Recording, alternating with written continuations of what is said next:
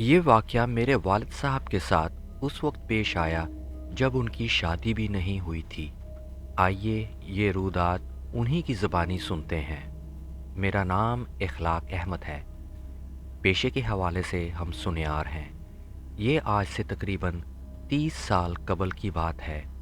ان دنوں میں اور میرا دوست عاصم، جو کہ آج کل سعودیہ میں ہوتا ہے، صرافہ بازار میں کام ختم کر کے ہر ہفتے آخری شو میں فلم دیکھنے کے لیے جایا کرتے تھے۔ رات کو واپسی میں بائک پر عاصم کو صدر چھوڑتے ہوئے اپنے گھر جایا کرتا تھا۔ ان دنوں میرا گھر واٹر پمپ کی پچھلی جانب بلاک نمبر 16 میں تھا۔ ایک دن اسی طرح معمول کے مطابق عاصم کو چھوڑتے ہوئے اپنے گھر جا رہا تھا۔ کوئی 12:30 پونے 1 کا وقت ہوگا کہ کریم آباد پل سے نیچے اترتے ہوئے آگے جو بنگلے بنے ہوئے تھے، وہاں چادر میں لپٹی ہوئی ایک قبول صورت عورت نے مجھے لفٹ کے لیے ہاتھ دیا۔ ان دنوں وہاں بہت ویرانی سی ہوا کرتی تھی۔ ایک لمحے کے لیے تو میں نے سوچا تھا کہ آگے بڑھ جاؤں، لیکن پھر یہ سوچ کر کہ اکیلی خاتون ہے، رات کو اس پہر نہ جانے کیا پرابلم ہو، میں نے خاتون کے قریب بائک روکی اور ان سے پوچھا کہاں جانا ہے۔ خاتون نے زبانی طور پر جواب دینے کی بجائے بس ہاتھ کے اشارے سے آگے جانے کا اشارہ کر دیا۔ میں نے سوچا آگے عائشہ منزل کی چورنگی ہے، شاید خاتون کو وہاں جانا ہو۔ جب عائشہ منزل کی چورنگی آئی تو میں نے بائک روک کر پوچھا اب کہاں؟ انہوں نے پھر آگے جانے کا اشارہ کر دیا۔ میں نے سوچا شاید وہ واٹر پمپ کی چورنگی جانا چاہ رہی ہوں گی، سو میں نے بائک آگے بڑھا دی۔ ذرا دیر بعد ہی ہم واٹر پمپ کی چورنگی پہنچ گئے تھے، لیکن اب میرے لیے حیرت کے ساتھ ساتھ کچھ غصے کی بات بھی یہ تھی کہ خاتون نے بائک سے اترنے کی بجائے مجھے پھر آگے بڑھنے کا اشارہ کر دیا۔ واٹر پمپ سے آگے سہراب گوٹ کی چورنگی آتی تھی، جہاں ان دنوں بالکل ویرانی ہوا کرتی تھی۔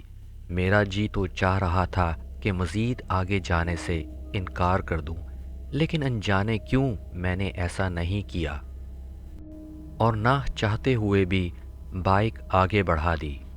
سہراب گوٹ کی چورنگی آئی تو میں نے پھر پوچھا اب کہاں؟ Left side? اس بار بھی ہاتھ کے اشارے سے اس نے بتایا۔ میں نے بائک لیفٹ سائیڈ موڑ دی۔ آگے جا کر 2 روڈ آئے، پھر پوچھا کہاں؟ اشارہ ملا رائٹ۔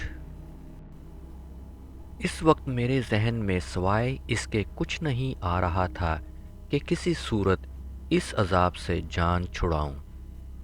سو جب دل ہی دل میں ان خاتون کو صلواتیں سناتے ہوئے رائٹ ٹرن لیا تو دور دور تک آگے ایک دائیں بائیں میدان ہی میدان تھا۔ اس سے پہلے میں کوئی سوال کرتا، بہت دھیجے لہجے میں کہا گیا بس یہیں اتار دیں، اور پھر خاتون نے بائک سے اترتے ہی ناک کی سیدھ میں چلنا شروع کر دیا اور میں واپس اپنے گھر کے راستے پر چل پڑا۔ راستے میں اس خاتون کے حوالے سے میرے ذہن میں بے شمار خیالات اور سوالات پیدا ہو رہے تھے، لیکن میں نے انہیں اپنے ذہن سے جھٹک کر سلا دیا تھا۔ اس بات کا ذکر میں نے اپنے دوست عاصم سمیت کسی سے بھی نہیں کیا تھا۔ دن پلک جھپکتے ہی گزر رہے تھے۔ ہمارا فلم دیکھنے والا دن ہفتہ آ گیا تھا۔ میں اور عاصم فلم دیکھنے کے لیے گئے تھے۔ فلم دیکھنے کے بعد عاصم کو گھر چھوڑ کر میں گنگناتا ہوا واپس آ رہا تھا کہ عین اسی مقام پر وہی خاتون مجھے ہاتھ سے لفٹ کا اشارہ کرتی ہوئی دکھائی دی۔ میں نے کسی معمول کی طرح بائک روکی، خاتون کو بٹھایا اور منزل پر پہنچا دیا۔ دوسرے دن جب میں نے باتوں ہی باتوں میں عاصم سے اس خاتون کا ذکر کیا تو وہ ہنسنے لگا اور بولا یار ایسے کیسے ہو سکتا ہے؟ کہ تم نے اسے 2 بار لفٹ کرائی اور راستے میں کوئی بات ہی نہ کی ہو؟ لیکن اب اگلی بار خاتون کا نام بھی پوچھنا اور انہیں گھر کے دروازے پر چھوڑ کر آنا، یہ کیا میدان میں چھوڑ آتے ہو؟ اگلے ہفتے تقریباً اسی وقت اسی مقام پر ایک بار پھر خاتون مجھ سے لفٹ لینے کے لیے موجود تھیں۔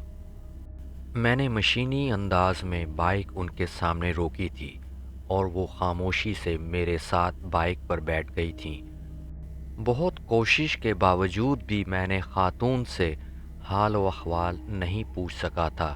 یوں لگتا تھا جیسے الفاظ میرے حلق میں اٹک سے گئے ہوں۔ البتہ میں سارے راستے یہ ضرور سوچتا رہا کہ یہ خاتون آخر ہیں کون اور یہ آخری ہفتے کی رات ہی کو کیوں یہاں آتی ہیں اور لفٹ کے لیے میرا ہی کیوں انتظار کرتی ہیں۔ اتنے میں ان خاتون کی منزل آ گئی تھی، وہی گھور اندھیرا، ویرانی، بندہ نہ بندے کی ذات۔ آس پاس تو چھوڑو، دور دور تک نہ کوئی گھر نہ کوئی راستہ، بس تا حد نظر میدان ہی میدان۔ ان خاتون نے بائک سے اترنے کے بعد اچانک ہی میرا سیدھا ہاتھ پکڑ کر مجھے اپنی طرف کھینچنا چاہا تھا، لیکن پھر ایک جھٹکے سے میرا ہاتھ یوں چھوڑ دیا جیسے انہیں کرنٹ لگا ہو۔ مجھ پر بھی اچانک ایک دہشت سی طاری ہو گئی تھی اور میں نے اسی دہشت اور وحشت کے عالم میں بائک واپسی کے لیے موڑ دی تھی۔ بس ان چند لمحوں میں کیا دیکھتا ہوں کہ میں وہاں تنہا کھڑا تھا، وہ خاتون غائب ہو چکی تھیں، دور دور تک اس ویران میدان میں میرے علاوہ کوئی نہ تھا۔ خدا جانے اس خاتون کو زمین کھا گئی تھی یا آسمان نگل گیا تھا۔ مجھے بائک موڑنے میں زیادہ سے زیادہ 3 سیکنڈ لگے ہوں گے۔ اتنی دیر میں کوئی انسان تو غائب نہیں ہو سکتا۔ میرے تو مانو سارے جسم سے جان ہی نکل گئی تھی اور پھر مجھے معلوم نہیں میں کس طرح گھر پہنچا۔ میں کئی دنوں تک بخار میں پھنکتا رہا۔ سب مجھ سے پوچھ پوچھ کر تھک گئے تھے کہ آخر میرے ساتھ ہوا کیا ہے۔ میں نے کسی کو کیا بتانا تھا کہ 3 دفعہ جس عورت کو میں نے ڈراپ کیا تھا وہ کون تھی۔ یہ مسٹری مجھ سے آج تک حل نہیں ہوئی کہ آیا وہ کوئی بدروح تھی یا پھر چڑیل، اور پھر جو اس نے میرا ہاتھ پکڑ کر کھینچنا چاہا تھا، اگر اس وقت میرے بازو پر اماں کا دیا ہوا قرآنی تعویذ نہ بندھا ہوتا تو پھر میرے ساتھ کیا حشر ہوتا، یہ سوچ کر آج بھی میرے رونگٹے کھڑے ہو جاتے ہیں۔